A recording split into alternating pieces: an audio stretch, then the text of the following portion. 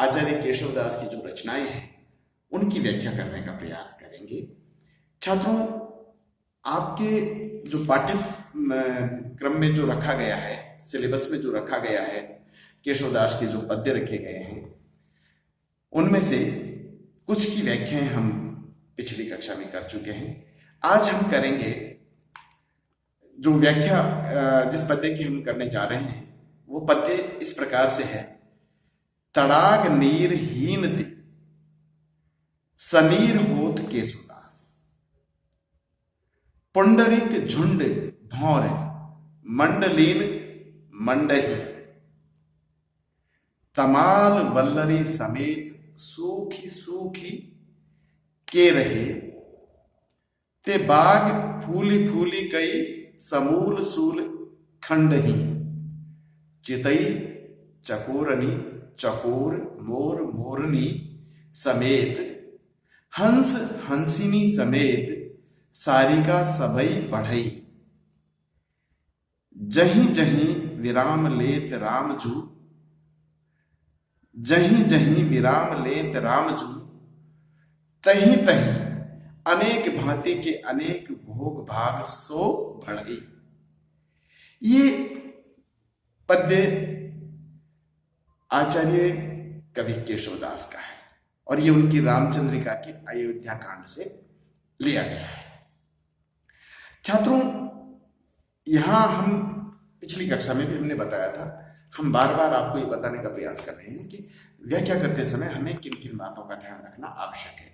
तो यहां हम सबसे पहले अगर इस पद्य की व्याख्या करने बैठेंगे तो सबसे पहले हम लिखेंगे संकेताक्षर।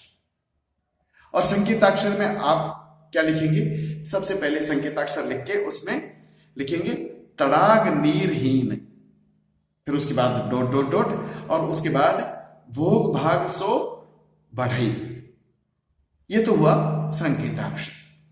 और इसके बाद में छात्रों आप लिखेंगे कठिन शब्द और उनके अर्थ। अब इस पद्य के जो कठिन शब्द है उनको हम जानने का प्रयास करते हैं। जैसे तड़ाग यानी तालाब या जलाशय, हीन यानी बिना, जैसे नीरहीन यहां पर शब्द है तो नीरहीन का मतलब जल के बिना। सनीर, सनीर यानी जल सहित, पानी सहित, है ना।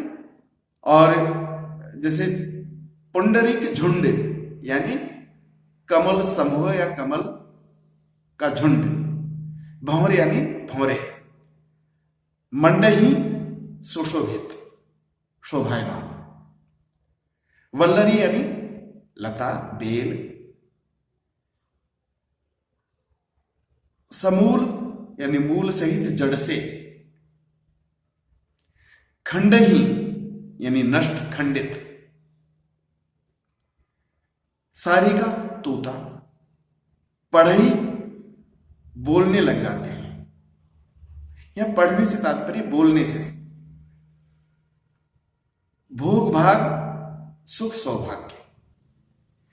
इस तरह से ये इस पद्य के कुछ कठिन शब्द और उनके अर्थ हैं, ये आप लिखेंगे। और इसके बाद हम बात करेंगे संदर्भ की।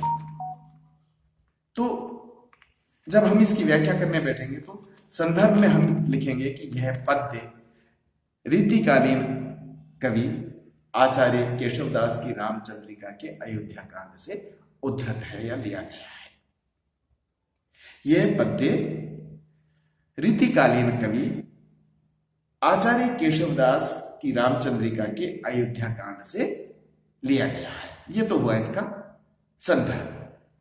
अब इसके प्रसंग की बात करें तो यहां श्री राम की वन यात्रा और उनकी महत्ता का उल्लेख हुआ है इस प्रसंग में। जब श्री राम वन में जाते हैं और वन में जाते समय उनकी जो महिमा है, उनकी जो महत्ता है, उनका जो ये कह सकते हैं कि जो ईश्वरीय स्वरूप है उसका वर्णन पद्य में हुआ है, उनकी जो महत्ता है उसका वर्णन इस पद्य में हुआ है। व्याख्या करें तो जैसे तड़ाग नीरहीन पे सनीर होत के सुदास। जब भगवान श्री राम वन से गुजरते हैं और जहां जहां उनके पैर पड़ते हैं, अर्थात जहां जहां से जिधर जिधर से वो वन में जाते हैं, निकलते हैं, वहां वहां सब तरह से खुशी की लहर, उल्लास का वातावरण, सजीवता प्रकट हो उठती है। श्री राम के रास्ते में तड़ाग नीरहीन थे। श्री राम के रास्ते में जो ताल तलैया नीरहीन यानी बिना जल के थे, वो श्री राम के जाते ही वहां से जब श्री राम गुजरते हैं, निकलते हैं, तो वहां जब उनके पैर पड़ जाते हैं, वहां जब वो पहुंच जाते हैं, तो जो तालाब नीरहीन थे, बिना जल के थे, वो सनीर होत, वो सब में पानी हो जाता है, पानी भर जाता है, तालाबों में पानी आ जाता है। ये श्री राम की महत्ता है, उनकी महिमा है, उसका बखान यहां पर केशवदास जी कर रहे हैं। पुंडरिक झुंड, पुंडरिक झुंड यानी पुंडरिक झुंड भौर मंडलिन मंडही, यानी कि जो वहां पर जो कमल के झुंड थे, जो कमल के झुंड थे वो खिल जाते हैं और भौरे गुंजायमान हो जाते हैं। तमाल वल्लरी, जो लताएं बेल आदि समेत सूखी सूखी के रहे, जो लताएं बेल आदि सूख गए थे, सूखी सूखी के रहे थे। बाग फूली फूली के समूल सूल खंडही, वे फल फूल जाते हैं। और आगे कहते हैं चितई चकोरनी चकोर मोर मोरनी समेत, मोर मोरनी समेत, यानी कि चकोरनी, चकोर, मोर, मोरनी सभी एक दूसरे से प्रसन्नता से, खुशी से, चाहत से देखने लग जाते हैं। हंस हंसनी समेत, हंस और हंसनी सहित, हंस हंसनी समेत सारिका सबई पढ़े, यानी हंस हंसनी तोता आदि चहकने लग जाते हैं। जिस जिस रास्ते पर श्री राम जाते हैं, जहीं जहीं श्री राम, जहीं जहीं विराम लेत राम जू, जहीं जहीं विराम लेत राम जू तहीं तहीं, यानी कि जिस जिस जगह, जिस रास्ते पे श्री राम जी वन से गुजरते हैं और जहां जहां वो विश्राम लेते हैं, ठहरते हैं, वहां अनेक भांति के अनेक भोग भाग सो बढ़ई, वहां अनेक प्रकार के सुख सौभाग्य बढ़ जाते हैं। यह श्री राम की महत्ता है, ये श्री राम की महिमा है। ये यहां पर उनका जो जो उनकी शक्ति है उसका वर्णन हुआ है। श्री राम की महत्ता का वर्णन हुआ है कि जो तालाब सूखे पड़े थे, जो लताएं, जो बेल सूख गई थी, वो श्री राम के वहां पहुंचते ही तालाबों में पानी आ जाता है, लताएं फल फूल जाती हैं, चकोर, चकोरिनी, तोता, मोर, मोरिनी सब प्रसन्नचित्त हो जाते हैं, एक दूसरे को चाहत की नजरों से देखने लगते हैं, चहकने लगते हैं। और जहां जहां से श्री राम जी जहां जहां जहीं जहीं विराम ले, जहां जहां वो विश्राम लेते हैं, ठहरते हैं, वहीं अनेक प्रकार के मतलब आगे कह सकते हैं कि सुख सौभाग्य बढ़ जाते हैं। इस अगर विशेषता की बात करें तो इस पद्य में दंडक छंद तथा यमक और अनुप्रास अलंकारों का प्रयोग देखा जा सकता है। इस तरह से छात्रों इस पद्य खंड की हम व्याख्या कर सकते हैं। यह आचार्य केशवदास की रामचंद्रिका के अयोध्या कांड से अवतरित है, वहां से इसको लिया गया है और इसमें श्री राम की महत्ता का वर्णन है। आगे जो आपके जो पद्य है वो आचार्य केशवदास का जो पद्य है वो है, उसकी भी हम इसी तरह से व्याख्या करेंगे। एक ही कहीं, यहां पर ये जो अगला पद्य है इसमें सीता जी के मुख की सुंदरता का वर्णन किया गया है। यानी कि जब सीता जी वन से गुजरती है और जो स्त्रियां उनको देखती हैं, वो सीता जी के मुख की सुंदरता की तुलना कोई स्त्री कमल से करती है तो कोई चंद्रमा से करती है, लेकिन सही मायने में केशवदास जी ने यह भी वर्णन किया है कि सीता जी के मुख की सुंदरता की तुलना न कमल से की जा सकती है न चंद्रमा से की जा सकती है। उनके मुख की सुंदरता की तुलना तो उनके मुख से ही की जा सकती है, उनके मुख की सुंदरता से ही की जा सकती है। ये आचार्य केशवदास ने यहां चित्रित करने का प्रयास किया है। तो इसकी अगर व्याख्या करेंगे तो सबसे पहले हम संकेताक्षर की बात करेंगे, और संकेताक्षर में आप लिखेंगे एक ही कहीं अमल डॉट डॉट डॉट और उसके बाद कमलौन चंदरी, ये तो हुआ इसका संकेताक्षर। और पद्य कुछ इस प्रकार से है, एक ही कहीं अमल कमल मुख सीता जू को, एक एक कहीं चंद्र सम आनंद को कंदरी, हुई जो कमल तो रैनी में न सकुचैरी, चंद जो तो बासर न होई द्युति मंदरी,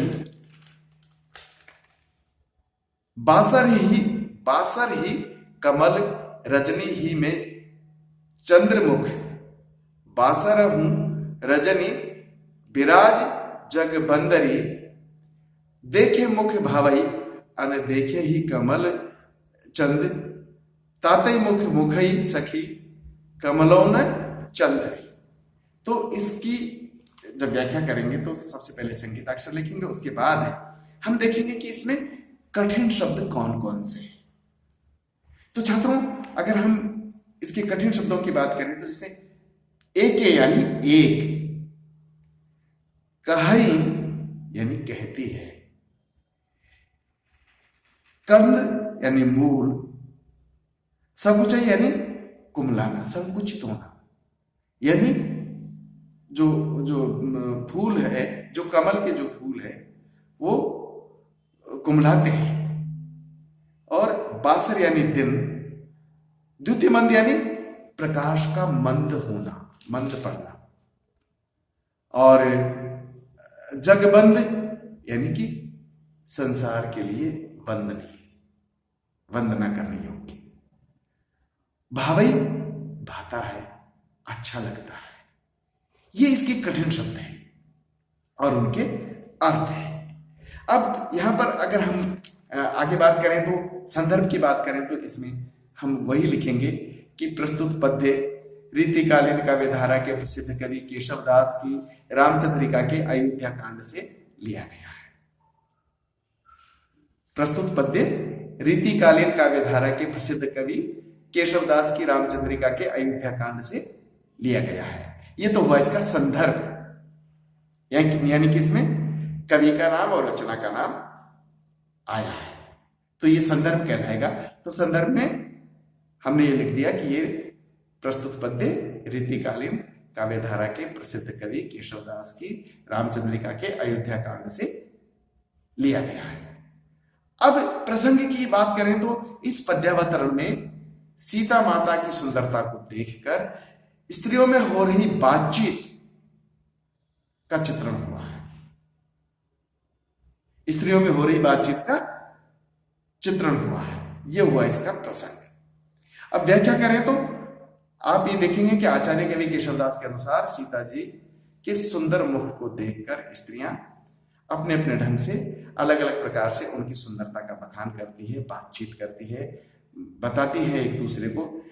एक स्त्री का कहना है एक एक कहे अमल कमल मुख सीता जो, एक कहती है, एक स्त्री ये एक स्त्री कहती है कि सीता माता का मुखड़ा कमल के समान सुंदर है, और दूसरी स्त्री क्या कहती है, एक एक कहीं चंद्र सम आनंद को कंदरी, आनंद को कंदरी।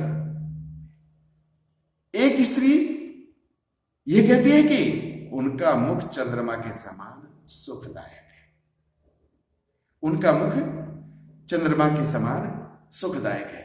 यानी कि अलग अलग स्त्री उनकी सुंदरता अलग अलग प्रकार से, अलग अलग उपमानों के माध्यम से करने का प्रयास कर रही है। उनकी सुंदरता का बखान अलग अलग उपमानों के माध्यम से, कोई कमल से कर रही है तो कोई चंद्रमा से कर रही है। केशवदास ने ये चित्रण किया है कि उनका मुख कमल के समान है तो रात्रि में वह कुमला नहीं जाता, हो जो कमल तो रहनी में, रहनी यानी रात्रि में, न सकुचैरी, सकुचै यानी कुमलाना, चंद जो तो बासर न होई द्युति मंदरी। और यहां उन्होंने ये भी कहा है कि यदि कमल के समान है तो रात्रि में वह कुमला नहीं जाता, दिन में उसका प्रकाश मंद नहीं पड़ता। सीता जी का मुख तो संसार में वंदनीय है, वो तो संसार के लिए वंदनीय है। सीता जी का मुख तो संसार के लिए वंदनीय है। आचार्य केशवदास जी ने यहाँ ये लिखा है, बासा रही कमल रजनी ही में चंद्रमुख, बासा रहूं रजनी विराजे जगबंदनी। ये जगत के लिए, संसार के लिए वंदनीय है। देखे मुख भावई, उनका मुख इतना सुंदर है, उनका मुखड़ा इतना सुंदर है कि वो मन को देखते ही मन को भा जाता है। देखे मुख भावई, देखते ही वो भा जाता है, अच्छा लग जाता है, अच्छा लगता है। अन देखे ही कमल चंद ताते मुख मुखई सखी कमलो न चंदरी। यहां पर केशवदास जी ने कहा है कि उनके मुख की सुंदरता की तुलना न कमल से की जा सकती है, न चंद्रमा से की जा सकती है। उनके मुख की तातई मुख सखी कमलों न चंद्री, उनके मुख के सुंदरता की तुलना न कमल से हो सकती है न चंद्रमा से हो सकती है। उनके मुख की सुंदरता की तुलना तो उनके मुख की सुंदरता से ही हो सकती है। यहां पर केशवदास जी ने सीता माता के जो मुखड़े की जो सुंदरता का जो वर्णन किया है वो इस पद्य में किया है। अगर विशेषता की दृष्टि से देखें, इस छंद की विशेषता की दृष्टि से देखें तो इसमें दंडक छंद का प्रयोग देखने को मिलता है। इसमें दंडक छंद का प्रयोग देखने को